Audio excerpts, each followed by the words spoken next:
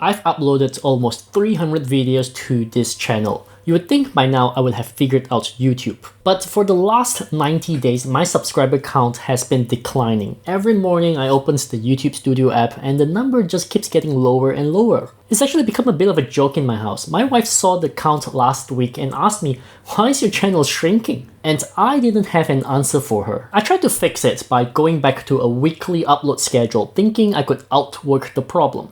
I figured if I just generate enough value, I could mathematically outpace the people leaving. But the numbers didn't budge. Even though I was gaining new subs, the rate of people leaving was simply faster. I felt lost, and to be fair, I probably still do.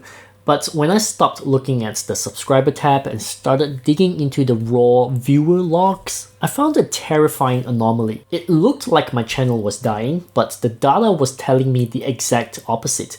I realized that if I tried to stop people from unsubscribing, I would actually destroy the channel myself. So I did what most people do when they see their subs go down. I panicked. I started sticky taping. I was filming, editing, and scripting late into the night. I thought if I just gave people more, they would stay. I thought maybe they just forgot why they subscribed.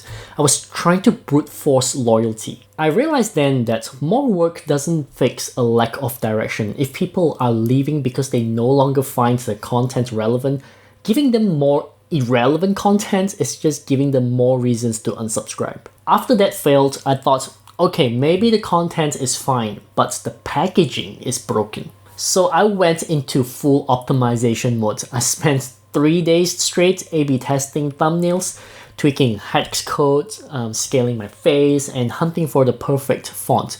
I treated click-through rate like my North Star. In my mind, the logic was flawless. More people through the door equals more subscribers, right? But the data came back with a chilling result. Even when my CTR jumped, the unsubscribes didn't slow down. I realized that people weren't leaving because they couldn't find my videos.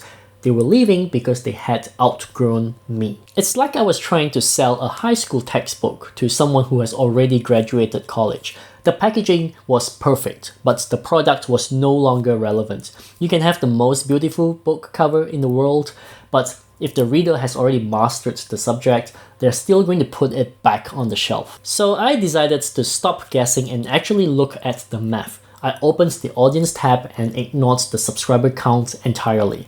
I focused on one comparison: new viewers versus returning viewers. And that's when I saw the anomaly. While my subscriber count was in a free fall, my new viewers line was steady.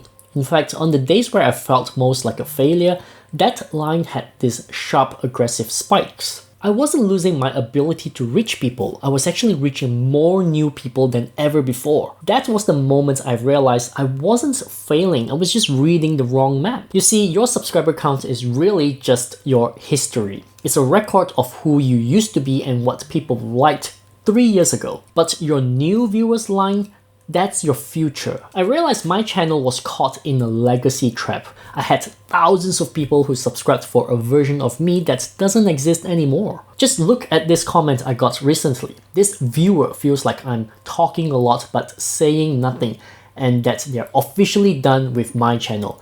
It's a blunt reminder of the no-win scenario. If I stay the same to please the old guard, I stop growing. If I grow, I lose the people who liked the old me. For a long time, I was so obsessed with trying to fix the problem for the people in my museum of content, the ones who leave comments like this, that I didn't even notice there's a brand new stadium of people who was already starting to form for my content. I was so focused on the people walking out the back door that I didn't see the line of people waiting at the front. And that's where the physics of the algorithm actually starts to work in your favor. Think of your channel like a hot air balloon. Your content is the fire that creates the lift, but those old inactive subscribers, they're actually sandbags. Here's the problem. When you upload, YouTube usually tests your video on a small group of your subscribers first. If those people have outgrown your content and they don't click, the algorithm assumes the video is a flop and stops showing it to anyone else. So that's 90 days where I was losing people. That wasn't my channel dying, it was the balloon dropping the sandbags so it could finally rise again. The system was literally clearing out the dead weight so my new videos could actually reach people who want to see them. In my first viral video on this channel, I said that starting on YouTube isn't worth it if you're just chasing subscribers. 300 videos later, I've realized that's even truer than I thought. We always hear that phrase, one step back to take 2 steps forward. But when you're actually in it, that one step back feels like a disaster. It feels like you're failing. But those spikes in the new audience data proved something to me. The ground I was losing wasn't the ground I wanted to stand on anyway. I didn't want to be the 2021 version of myself anymore. I want to evolve, and I want my content to reflect who I am today. The lesson here is actually pretty simple. You have to give yourself permission to grow. Take care of the people who are with you now, but don't become so obsessed with keeping them that you stop challenging yourself. If you stay the same just to please a number, you aren't a creator. You're an employee for your own subscriber count. So I finally have an answer for that question my wife asked me. Why is your channel shrinking? I told her, it's not shrinking, it's just dropping the people who don't want to go where I'm going. And that's perfectly normal. I realized that if I had actually fixed the problem, if I had successfully begged those old subscribers to stay, I would have been trapped. I would have been forced to keep making the same videos I made 3 years ago just to keep a number from dropping. I would have been a prisoner of my own subscriber count, and I know very well that you can't build something new if you're still trying to maintain a broken system from the past. You have to be willing to tear down the old architecture to make room for the new. The hard truth I had to accept is that the algorithm doesn't reward loyalty. It rewards relevance. It doesn't care if someone has been subbed for 4 years if they aren't going to click today. Accepting that was a huge weight off my shoulders.